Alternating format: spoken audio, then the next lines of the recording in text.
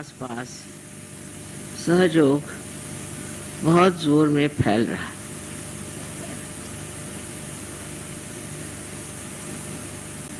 ये एक बड़ी आश्चर्य की बात है कि दिल्ली शहर राजधानी है और यहाँ अधिकतर लोग सत्ता लोलुप हैं। जो सत्ता पर हैं उनके आगे पीछे लोग दौड़ते हैं। लेकिन ये सब होते हुए भी अपनी आत्मशक्ति को खोजना, अपना आत्मबोध कराना और आत्म साक्षात्कार को प्राप्त होना, ये इच्छा रखना ही बहुत आश्चर्यजनक है। मुझे ऐसी उम्मीद नहीं थी, क्योंकि ये सूक्ष्म चीज है, अत्यंत सूक्ष्म है। ऊपरी तरह से हम हर चीज को बहुत मानते हैं। जैसे है, मैंने बहुत बार आपके सामने उदाहरण दिया कि एक सुंदर सा चित्र अगर आप देख रहे हैं और उस चित्र में बरसात हो रही है, बहुत सुंदर फूल हैं, पक्षी उड़ रहे हैं और आप चित्र को देख के बहुत खुश हो रहे हैं। लेकिन उस चित्र की जो अनुभूति है वो आप में नहीं, इसलिए उसकी अनुभूति लेने की आवश्यकता है। और अनुभूति लेने के लिए एक बहुत सूक्ष्म विचार चाहिए। वो सूक्ष्म विचार आपके अंदर जागृत हो गया, यही कमाल है कि हमने अभी तक यथार्थ को पाया नहीं, हमने अभी तक असलियत को पाया नहीं। कोई न कोई ऐसी चीज है जिसके पीछे हम भागते हैं, उसमें सत्य नहीं है। और इस प्रकार मनुष्य कहां से कहां भटक जाता है। बाह्यता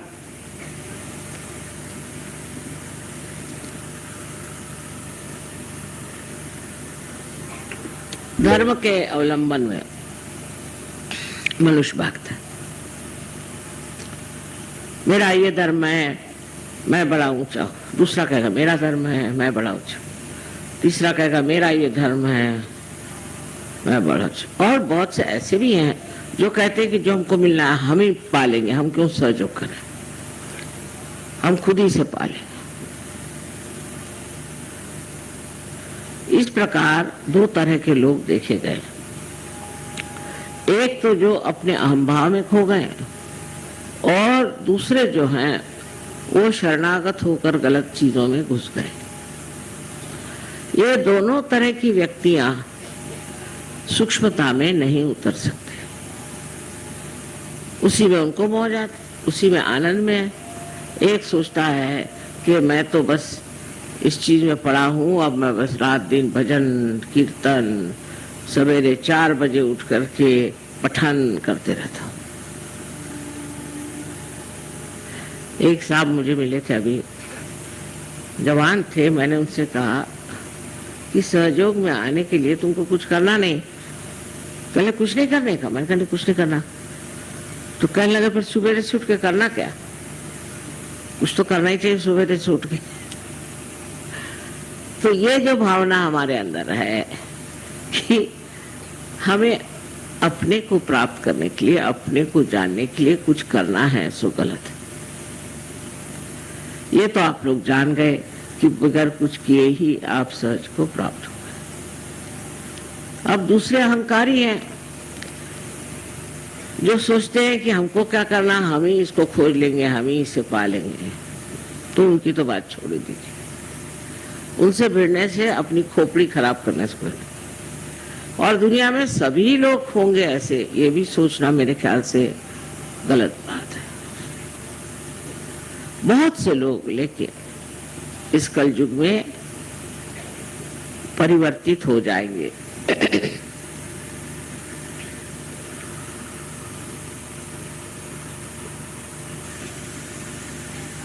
क्योंकि ये परिवर्तन का समय, इस समय में परिवर्तन होगा ही, आप चाहें या न चाहें। किंतु चाहने पे इस परिवर्तन की जो सूक्ष्मता है उससे आप पकड़ लेंगे।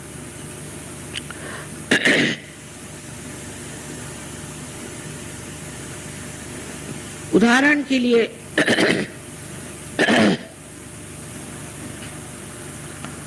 मैं कहूंगी कि रशिया देश, जो कि भगवान के बारे में कुछ नहीं जानता था, जिसने परमात्मा का नाम भी नहीं सुना था और ना उनको परमात्मा की बात करने की इजाजत थी, न ही कोई वो धर्म की बात जानते थे,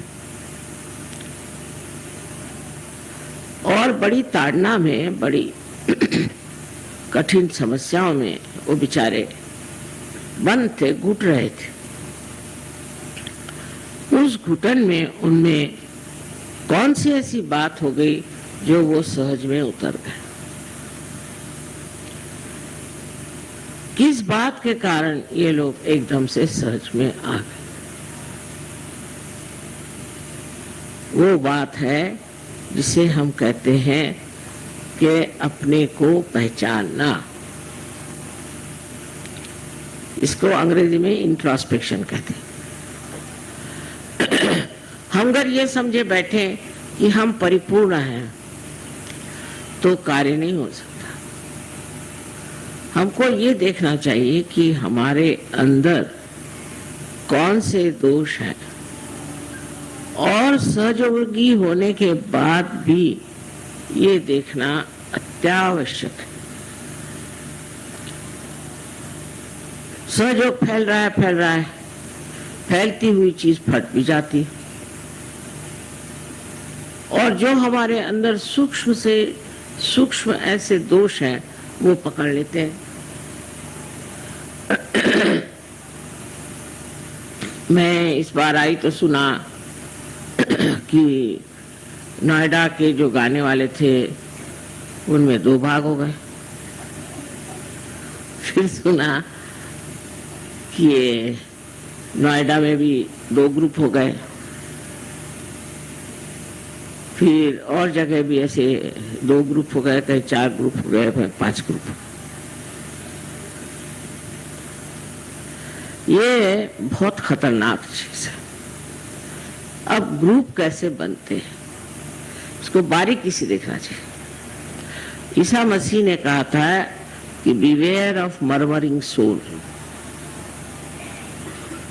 कुछ लोगों की आदत होती है कि वो कुछ न कुछ किसी के दोष देकर बोलना शुरू कर देते कि उनका ऐसा है, उनका वैसा है। फिर 4 और इकट्ठे हो जाते हैं, फिर 10 और इकट्ठे हो जाते हैं। आप दूसरों का दोष देखने के लिए अगर आए हैं तो बेहतर है आप किसी न्यूज़पेपर में चले जाइए। यहाँ तो आप अपने को पूर्णतया एक आत्म साक्षात्कारी बनाने के लिए आए। तब अपने ही दोष देखना ठीक है, क्योंकि अपने दोष हम ही ठीक कर सकते हैं, दूसरे तो ठीक नहीं कर सकते। दूसरों के दोष देखने से हमारे दोष कैसे ठीक होंगे ये मेरी समझ में नहीं आता। इसलिए इस तरह की जो एक विशेष तरह की हस्ती होती जिसे मर्मरिंग सोल कहा गया, जो दूसरों के बारे में बताते रहते हैं। मेरे सामने भी चलता है, उन्होंने ऐसे किया, उन्होंने वैसे किया, उन्होंने, आपने क्या किया?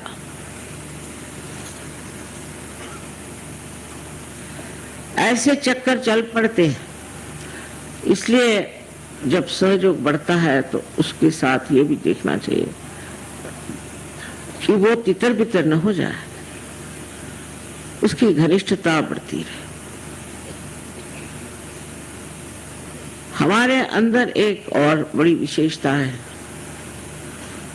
कि सहयोग का जो नाटक है उसमें लोग सोचते हैं कि लीडर माने हम लीडर हैं, वो लीडर है, वो लीडर।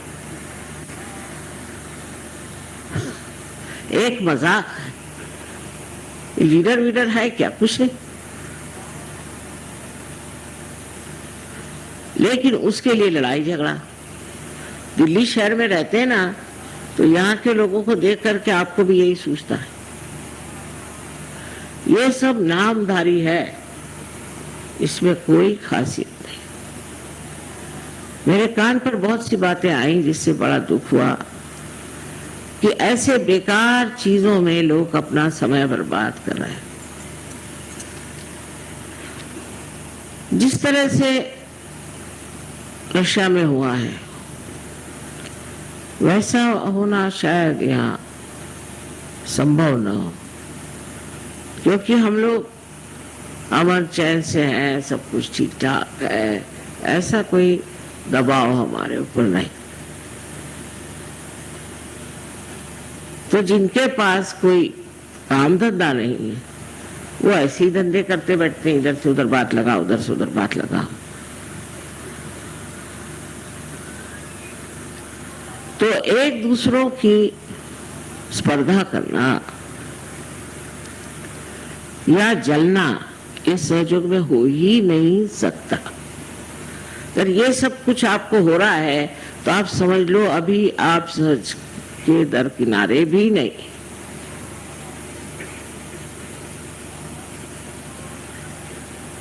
अपनी और नजर करके देखिए कि आप क्या क्या गंदगी इकट्ठी किए हुए हैं, जिनकी सफाई होना नितांत आवश्यक।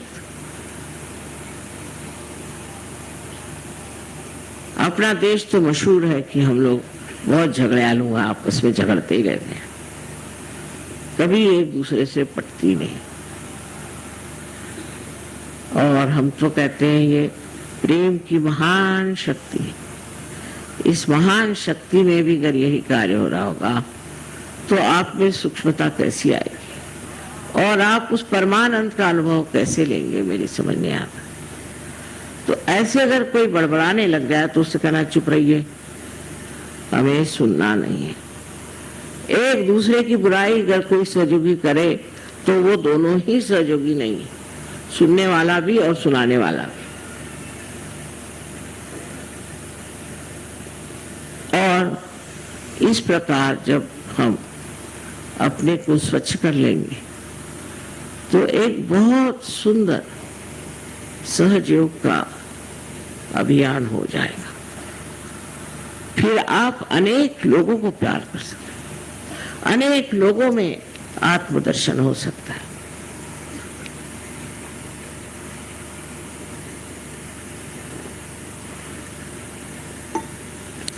अब अपनी जिम्मेदारी को आप समझें। आज संसार में रोज अखबार पढ़िए तो रोना ही आता है, क्या न क्या गड़बड़ हो रही है, हर तरफ से कैसा आतंक मचा। ऐसी समय में आप संत हो गए, आप आत्म साक्षात्कार हो गए, आप इतने ऊंचे स्थान पर चले गए। अब आपकी जिम्मेदारी ये है कि ये जो कुछ गड़बड़ियां हैं इसको अपने आत्मबल से रोक लो, इसे ठीक करें। आपको लड़ने झगड़ने की किसी चीज की जरूरत नहीं है, क्योंकि आपके अंदर वो आत्मबल है जिस बल बूते पर आप ये जो तनाव, जो झगड़े, जो आफते आज अपने देश में हैं, उन्हें पूरी तरह से आप ठीक कर सकते। दूसरी सहयोग की महत्ता ये है कि जो ये लोग अपने को आज तक समझे बैठे हैं कि वह हम कुछ भी करें, चोरी करें, चकारी करें, ये करें, वो करें, चल नहीं सकता। अब सब चीज जो है प्रकाशित होगी, सब चीज प्रकाश में आएगी। जो गड़बड़ करेगा वो प्रकाश में आएगा। इसलिए आपको सतर्क रहना चाहिए और ऐसे लोगों के पीछे जाने की कोई जरूरत नहीं। धर्म का मतलब सिर्फ इतना ही नहीं कि धारणा करना और आप साधु बाबा बन के और समाधि लगा के बैठ गए, बिल्कुल ये सहयोग में मतलब नहीं, और जगह होता हो।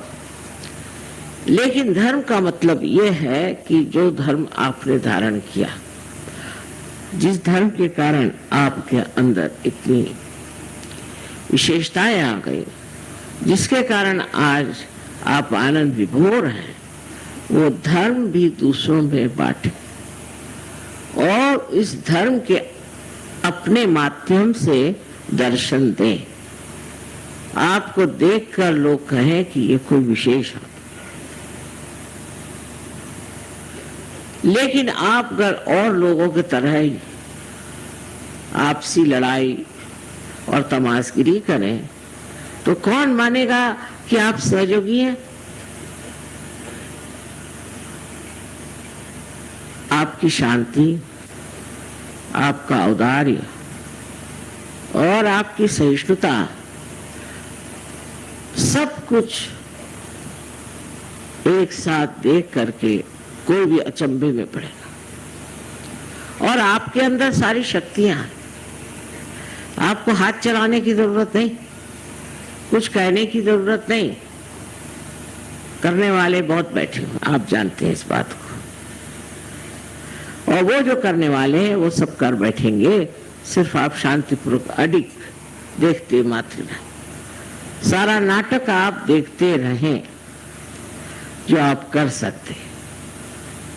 तो एक तरफ तो अपनी और नजर होनी चाहिए कि मैं क्या कर रहा हूं, मैं कौन से गर्त में घुसा जा रहा हूं, ये चार लोग बड़बड़ा रहे हैं, मैं इन्हीं के साथ लग गया हूं क्या?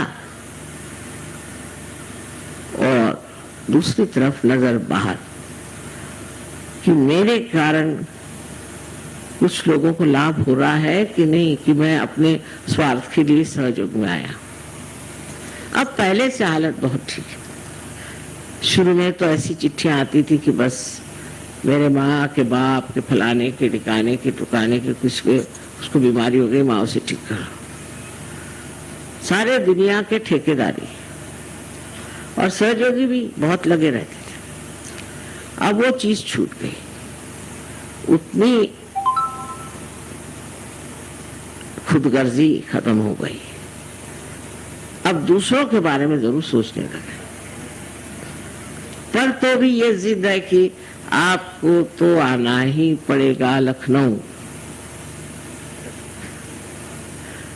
या कानपुर, आना ही पड़ेगा, या बाराबंकी तो आना ही पड़ेगा। लेकिन बाराबंकी से आप लखनऊ तशरीफ क्यों नहीं ले आते? मैं तो जगत में मारे मारे फिरूं, लेकिन आप 10 मील भी नहीं आ सकते हुजूर, ये भी कोई तरीका है? और उस पर बड़े सोचे कि बड़े पैमाने पे गदर हो जाता है। चलो भाई, मैं जहां कहते जाने को तैयार हूं, पर हर जगह तो मैं नहीं जा सकती हूँ। तो मैं देखती हूँ कि इसमें भी एक अहंकार तो नहीं कहूंगी मैं, पर एक चिपका हुआ सिक्का है कि हम लखनऊ में रहते तो लखनऊ, बम्बई में रहते तो बम्बई, और दिल्ली में रहते तो दिल्ली। अगर माँ एक मर्तबा दिल्ली नहीं आए तो सब लोगों की हालत खराब हो जाए। दिल्ली जरूर आए, और फिर लखनऊ जरूर आए, फिर बनारस जरूर आए, फिर कलकत्ते जरूर आए। ये मैं जब देखती हूँ कि आप इतने स्थानिक कैसे, लोकलाइज जिसको बोलते हैं, फिर कहेंगे कि नहीं आप नोएडा ही है, नोएडा नहीं आते तो और कोई यहाँ गली कूचे बहुत है वहां आ जाए। दूसरा रोना ये कि मेरे घर आपको आना है। अब इतनों के घर जाने के लिए कोई नया जन्म लेना पड़ेगा। इस पर भी बड़ी नाराजगी कि माँ आप मेरे घर आई नहीं, मेरे घर आके आपको खाना खाना है। फिर ये मेरा बेटा है, फिर ये मेरा पति है, मेरी पत्नी है, मेरा मेरा मेरा मेरा मेरा। जब तक ये ममत्व नहीं छूटने वाला तब तक आप सहयोग में कैसे उतरेंगे? ठीक है, आपकी जिम्मेदारियां हैं, उसको निभाओ, पर वो मुझ पर मत ला दो। मेरे बेटे को देखना ही चाहिए, मेरे बेटे को नाम दीजिए, फलाना ठिकाना। सुबह से शाम तक नाम देते देते मैं तो हार गई। मैं सोचने में एक डिक्शनरी बना लूं। ऐसा पागलपन चारों तरफ छाया हुआ है। अगर मैं कह दूं कि मैं नहीं आ सकती तो हो गया, मतलब फिर उसके बाद तो समझ लीजिए कि वो कहेंगे कि माँ हमारी क्या गलती हो गई, हमने कौन सा पाप किया। अरे भाई नहीं आ सकती मैं, इसमें कोई पाप नहीं है। तो ये बड़ी सूक्ष्म चीज है, इसको होना चाहिए। ये चिपकी हुई चीज है आपके अंदर, ये मेरा तेरा। कबीरदास जी ने एक बड़ी सुंदर बात कही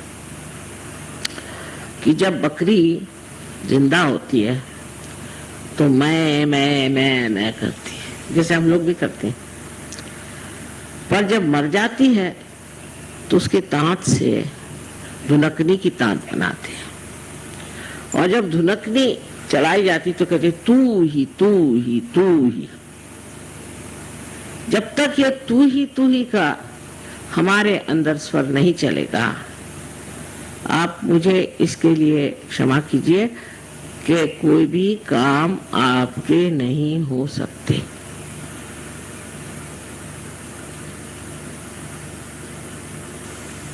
अगर आप करके सब दिखा सकते हैं तो कर लीजिए, पर अगर आप उस पर छोड़ने की क्षमता रखें और कहें तू ही तू ही तू ही,